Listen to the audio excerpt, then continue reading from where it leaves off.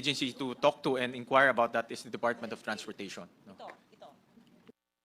Alam nyo, pare-pareho naman tayong mga nagtatanong sa ahensya. Yung mga ahensyang yan, sang-ayon ako sa inyo, kailangan. Eh bakit hindi liligay sa NEP? Hindi naman trabaho ng senador, ng chairman ng finance, sagutin ang ahensya, bakit wala sa NEP? Eh yun na yung tanong namin, bakit nga wala sa NEP? Mag-isip-isip sila, matuto sila gumawa ng budget nila. Bakit tayo mag-iisip ngayon, ba't wala sa NEP? Thank you for the lecture, Senator Loren. I'm not lecturing. No, we thank you, really. You're really saying the right thing. No, But it's true. anyway, Because I was there for 5 years, and sometimes, the last minute, they submit in the BICAM. Why should they submit in the BICAM? Pag-isipan nila ang kanilang NEP, National Expenditure Program, the President's Budget. That's why ayaw namin ma-insertion sa BICAM. Kasi dapat kung mahalaga yan, nasa NEP na yan. And then they come to a senator during the plenary, isingit nyo to.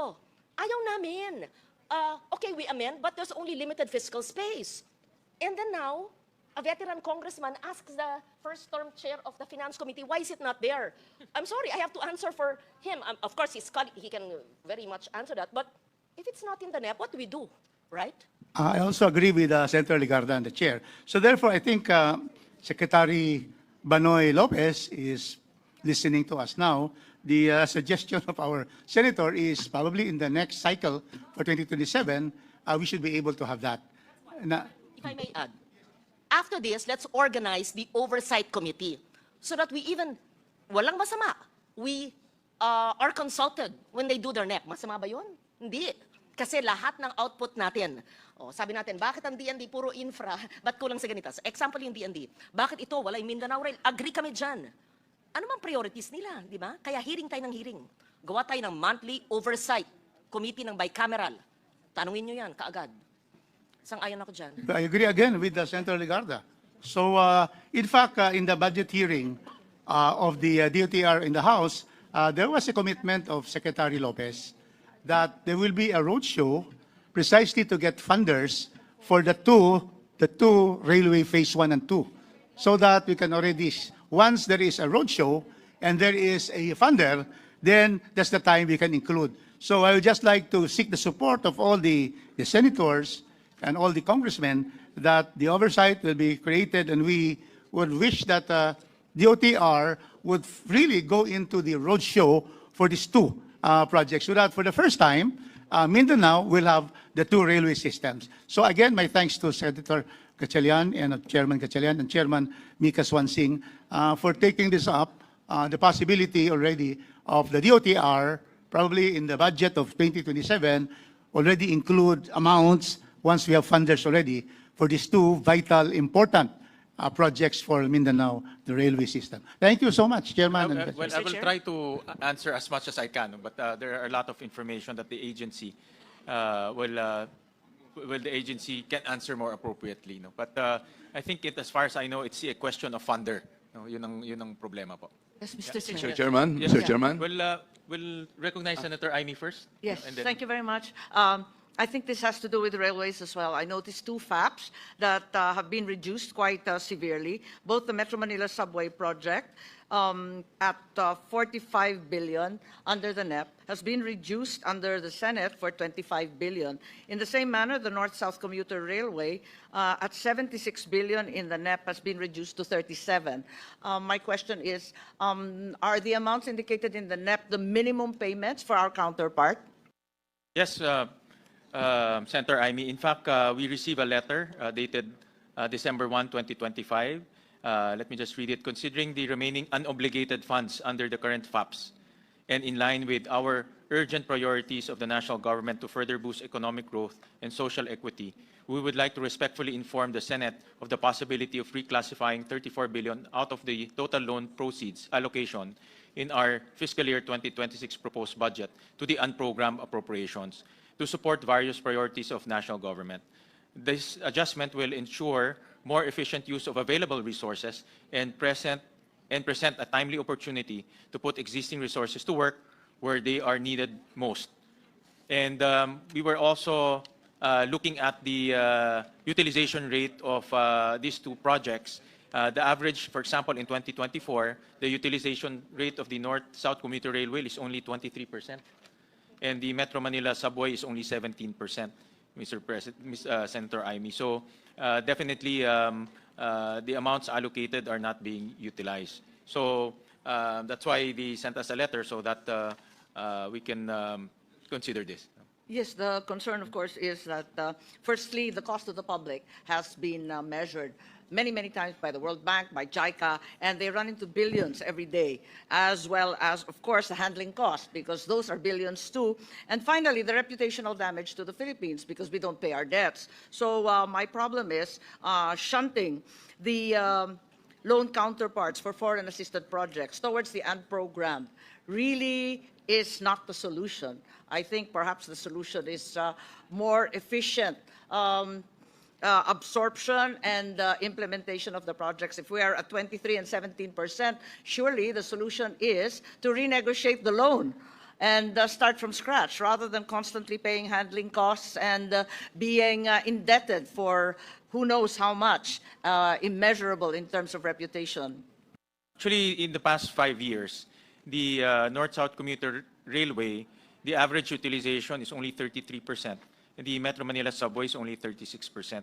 So the utilization remains very low for these two projects. However, the recommendation of the agency was to transfer it to unprogrammed funds because the unprogrammed funds normally comes in second quarter of the year, and that can be used to fund the two projects that were mentioned.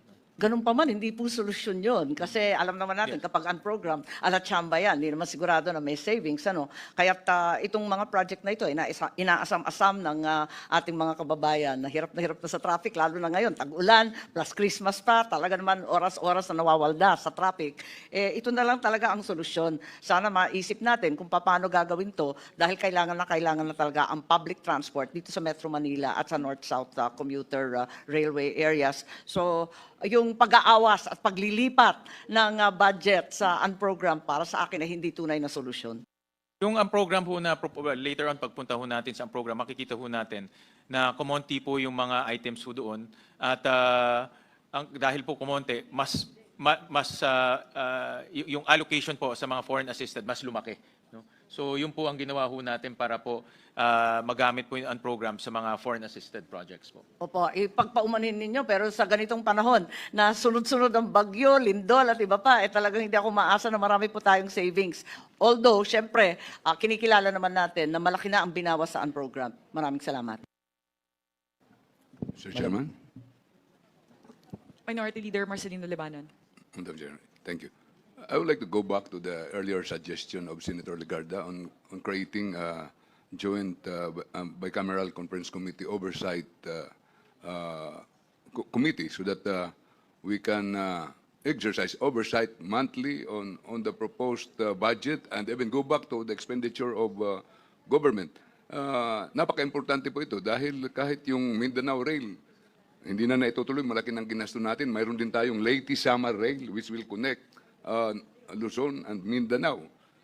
Wala rin sa budget ngayon. Hindi natin alam. Kaya kung ayaw kong bitawan yung kanyang thoughts, kaya if it is proper, I would like to present a motion for the creation of the bicameral conference committee oversight committee, that joint oversight committee that we can even, if possible, include in the special provisions of this GAA. So move, Madam Chair. Second.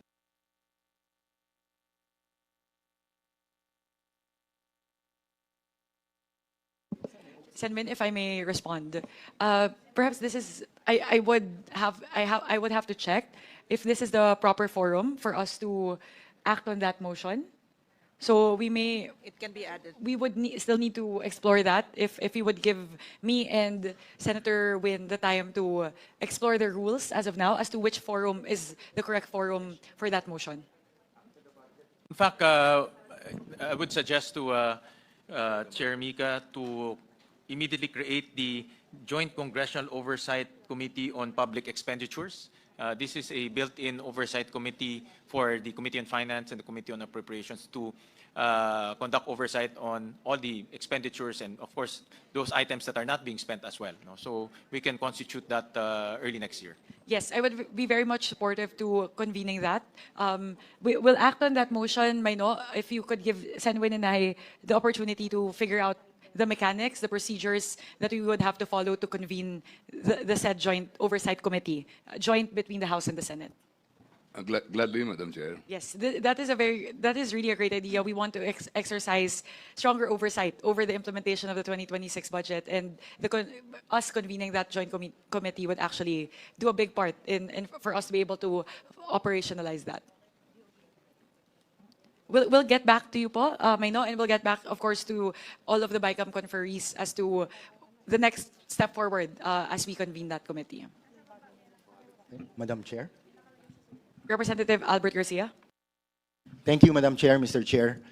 In line with what Senator Amy was saying earlier, there was a JICA study way back 2017, if I'm not mistaken, where it says we're losing 3.5 billion pesos a day because of the inefficiencies of our economy. This is due to time wasted, traffic, pollution, productivity loss, work-life balance loss, and so on. So, 3.5 billion pesos a day. Ngayon po, gabi na, Mr. Chair, Madam Chair, we already lost 3.5 billion pesos. And if we will multiply this by 365 days, that will amount to 1.2 trillion pesos. And the study further says that by 2030, kung hindi ma-resolve yung problema ng congestion, it will escalate to 5.4 billion pesos. Times 365 days, that is 1.9 trillion pesos. Madam Chair, Mr. Chair, my dear colleagues, that will totally negate everything that we are discussing here, easily. So, mas grabe pa to sa kahit anong delubyo na dumarating sa ating bansa, mas grabe pa to sa kahit anong korupsyon na pinag-uusapan natin. This is times 100, times 1,000. And it seems like, hindi po natin nasusolusyonan. So, habang iniintay po natin yung mga flagship projects ng rail, ng subway, ng mga tulay that will give efficiency to this congestion. May item po tayo dito pagdating sa modernization ng ating public utility at yung service contracting or libreng sakay. May I suggest, Mr. Chair, Madam Chair, na dito po sa modernization, isama rin po natin, hindi lang sa land, but also sa maritime. Nang sa ganon, mas maging efficient at multimodal yung ating transportation. While waiting for the flagship projects, let's not forget, and Senator Loren is an expert on this, na we have natural infrastructure readily available for utilization. For example, the Pasig River, na nandyan na, kailangan lang natin i-utilize. Manila Bay, nandyan na, kailangan lang natin i-utilize. These are the less beaten path as opposed to the overly beaten path where we do our skyway, railway, subway. We build on top of each infrastructure. Ito po yung less beaten path which we can utilize immediately, natural infrastructure, na kapag i-combine lang natin yung land and maritime, pwede po natin mapakinabangan. So I suggest and I move that dun po sa modernization, aside from public land, we include maritime, transport, modernization, nang sa ganon, yung symbiotic relationship na ito will deflate the 3.5 billion pesos a day of losses kahit papano while waiting for the flagship projects to be completed. At the same time, dun po sa other item below the modernization, ito po yung contracting services or libreng sakay, which from the feedback of DOTR, 100% utilization po ito. Sana po malagyan natin ng pondo at masama rin po natin yung maritime passenger services. Nang sa ganon, with modernization and support to the passengers, ay ma-deflate po natin itong 3.5 billion pesos a day of losses in Metro Manila at makatulong po sa Visayas and Mindanao itong mahalagang proyekto na ito. So, with the indulgence of my colleagues, I so move, Mr. Chair, Madam Chair. Salamat po. Mr. Chair, may I? Napakaganda ng sinabi ni Congressman Abet Garcia, hindi lang yung sa land, kundi ginagamit yung mga natural thoroughfares like lakes and rivers which are traversing the metropolis, really. But what is your motion? To approve? Is it a motion to convene the oversight or is it monetary? Is it an amendment to a monetary provision? Both, Madam Chair, kasi yung modernization only includes land. So I move that we include maritime for the modernization, and for the servicing contract or yung libreng sakay, it only includes land. Isama na rin po natin yung maritime passenger services. Nang sa ganon, this will be complementary to each other and immediately help deflate the ballooning 3.5 billion pesos a day of losses. Wala tayong dagdag na amount kasi wala tayong pagkukunan. Sa So, only in the nomenclature. So yung amount dito, it will cover, we agree. But if it's an additional amount, we don't know where we'll get it. Yeah. Sa ano po, sa modernization, the Senate's version is to the amount of 2.5 billion 32 sa modernization po. Ang motion ko po is to include maritime sa modernization program. Now, below it, sa House version or sa HGAB version, sa service contracting, 1.3 billion po yung House version at wala po sa Senate. My motion is to include maritime passenger services nang sa ganon, masama pareho dito po sa dalawang programa. Thank you, Congressman Garcia. Thank you. Mr. Chair, I actually agree, and it's a very good suggestion.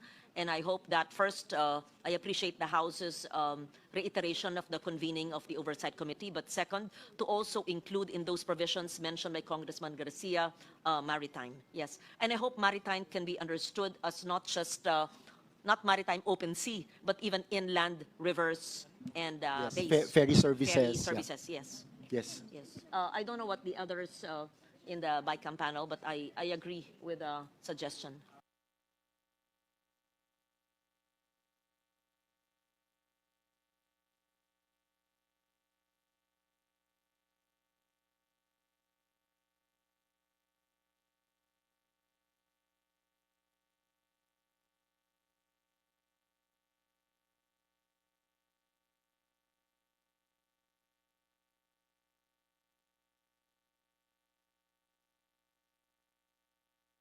This is for public, the whole 1.3B is a realignment. So does that mean we will divide the funds for, but we don't know where? Maritime would be so broad. I agree with you in concept, but where do we, in what program? Because this is very specific. It's not my amendment. Whose amendment is it? May I request the suggestion? I can see the benefit of the suggestion by Congressman Abet, but may I suggest that the committee studies it because the locally funded project is geared towards the public POV modernization program. So we need to consult the agency if they can also include maritime in that program. No, I'm not very sure if they can do that. They can integrate those programs because I know the modernization is geared towards replacing the Jeep and converting it into modern Jeeps. No? So I'm not very sure if maritime can be included in that program. Okay? Mr. Chair, I consulted also Secretary Banoy on this, and he agrees. Kung mako-consider ng BICAM, they would welcome the program, Mr. Chair, Madam Chair.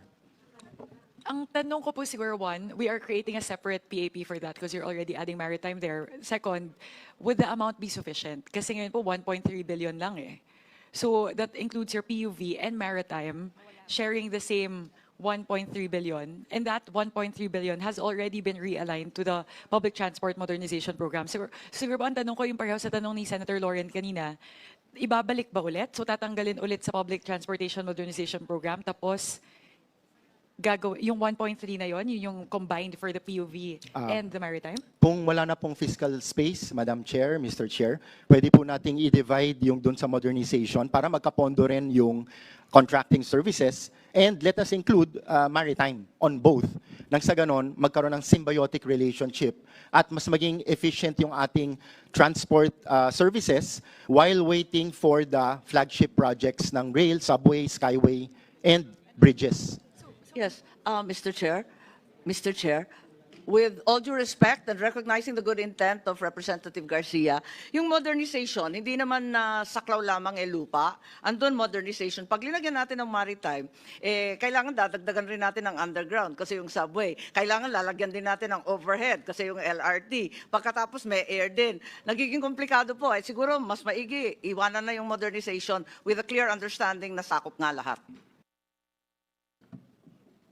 The reason why we propose to increase the modernization dahil malaki ang backlog sa modernization program and we want to keep the modernization program going, no? Kasi maraming cooperatives na ready na sila mag-modernize but kulang lang yung subsidy, no? So that's the reason why we propose to increase it, no, to 2.5 billion. Senwin, if I may, given that we still have to study it, we can either do one of two things: approve the DOTR budget as is, and then we can revisit it tomorrow if necessary, or we defer until this is resolved. I would prefer the first option, actually. We still have tomorrow, so let's approve it as it is for now, and then we can make the adjustments tomorrow. We'll have enough time to confer with Secretary Banoy on the matter. I agree, and we can also study the proposal. The proposal is quite novel, and also the benefit will, yeah, it's very good, it's novel, and I'm sure it will benefit a lot of our constituents. But give us time to study and give us time to also consult with the agency on that project. I agree also. Actually, SVC Abet consulted me also before he made the manifestation. I was also in agreement of the intent. We just need to fine-tune how we would actually affect it on the budget. So by tomorrow po, SVC Abet, if that's okay, we'll revisit, and then we still have another item to revisit within the OTR tomorrow. There was also a request from Secretary Banoy with regard to doing some realignments from the MMSP and the NSCR towards the common station, the Cavite Common Station, LRT Line 1 Cavite Extension Common Station, and the AFCS. So we still have one more item that we need to tackle within the budget of the DOTR tomorrow. So we'll do that alongside this, the point on the maritime subsidy and modernization, if that's okay.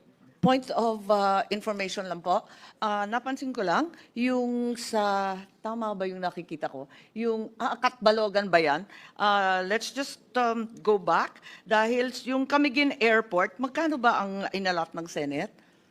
Parang nalilito kami kasi parang naging 150 na lamang, samantalang dun sa papel na binigay sa amin, 250. Alin ba talaga yung budget ng Camiguin Airport? Alam natin, island province yan at hirap na hirap sa transport. Dito sa papel kasi 250, pero dyan sa projected sum, nasa 150. Alin yung tama? 150 po, 150. Yeah, 150. Bakit sa atin nga, ano?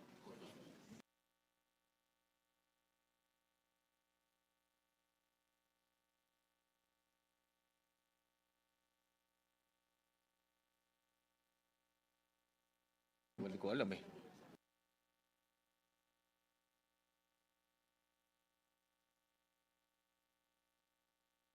Mr. Chair. Madam Chair, Yes, Representative JJ Romualdo. Honorable Chairman of the Senate, Sen.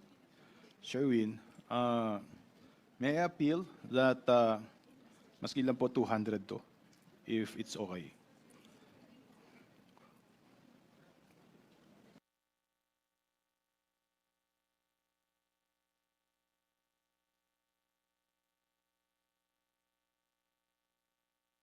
Actually, this is a proposal from the committee. Senator JV proposed this, and it's not an agency. It's not in the NEP, but it's an agency proposal that the subcommittee carried. No? Yeah. Because as far as I'm concerned, from the agency, I was informed that they will put it in the HGAB or to the BICAM 500. Then it appears 250. Because last year po, nilagyan po ng 200 to, hindi nga rin lumabas, naging FLR. No? So now, if it's okay, Mr. Chair. Again, I raise the point again. If it is so important to the agency, why did they not put it in the NEP? And then they come to the Senate, and of course, I'm very supportive, Kong JJ. Kaya lang, hindi nila linigay sa NEP.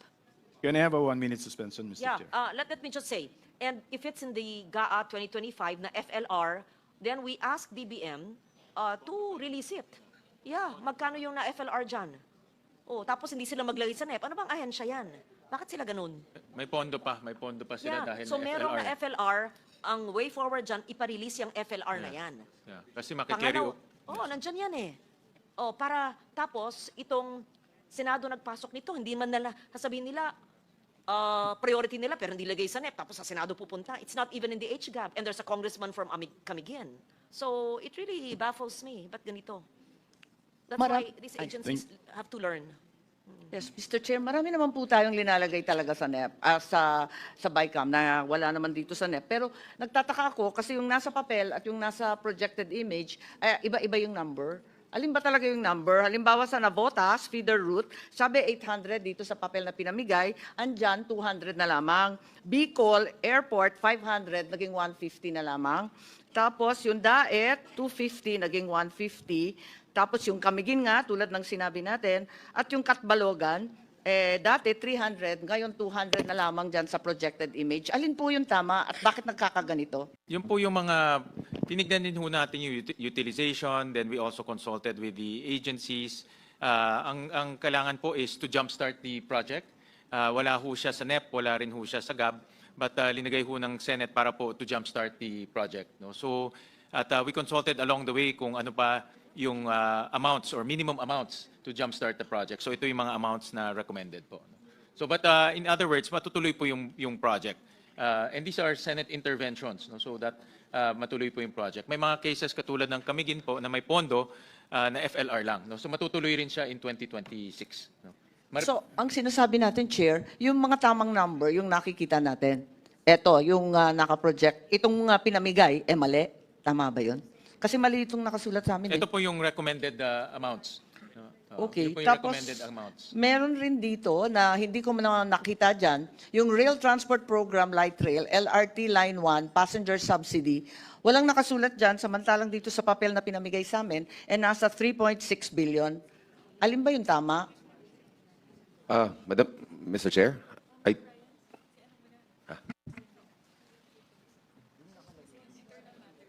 May I? dapat Okay.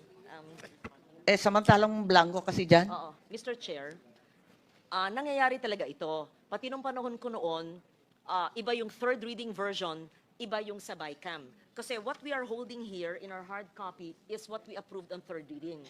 Between the third reading and the BICAM, we go back to agencies and we re-review their utilization.